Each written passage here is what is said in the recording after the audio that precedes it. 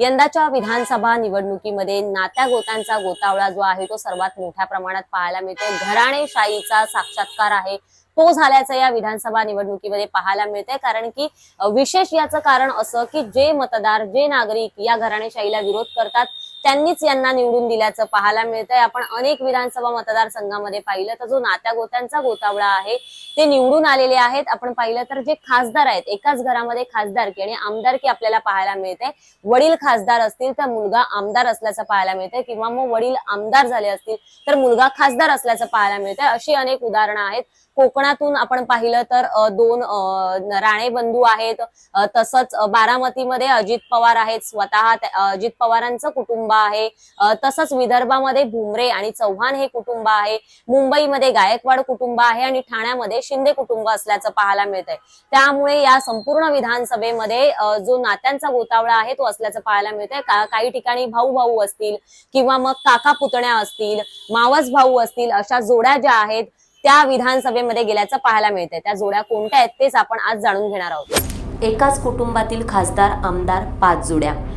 माजी केंद्रीय मंत्री नारायण राणे यांची दोन्ही मुलं नितेश राणे आणि निलेश राणे विधानसभेच्या रिंगणात होती।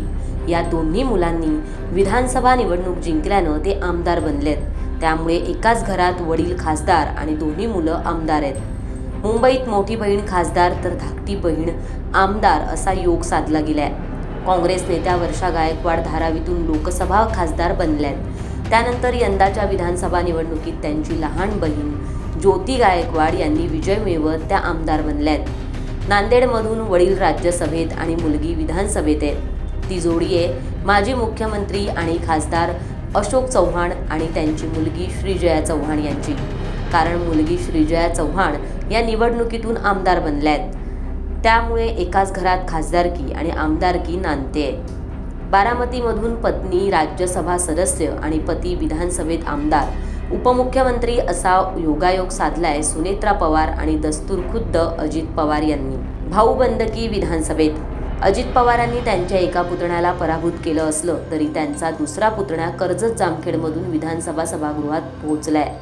राज्याचे मुख्यमंत्री एकनाथ शिंदे हे पुन्हा एकदा आमदार बनून विधानसभेत पोहोचलेत, तर लोकसभेत त्यांचे चिरंजीव श्रीकांत शिंदे हे तिसऱ्यांदा खासदार बनलेत।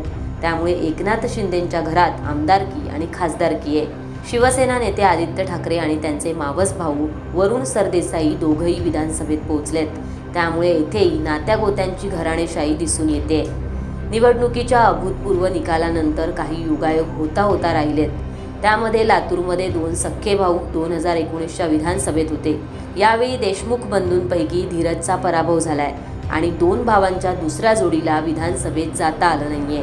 माजी रेल्वे राज्यमंत्री रावसाहेब दानवे स्वतः लोकसभेला पराभूत झाले असले तरी त्यांची दोन्ही मुलं आमदार बनली आहेत। मुलगा संतोष दानवे आणि कन्या संजना जाधव निवडणुकीत विजयी होऊन विधानसभेत पोहोचलेत। अशाच प्रकारचे राजकीय व्हिडिओ पाहण्यासाठी माय महानगरच्या फेसबुक, ट्विटर आणि इंस्टाग्राम पेजला फॉलो करा आणि आमच्या माय महानगर लाईव्ह या YouTube चॅनलला सबस्क्राईब करायला विसरू नका।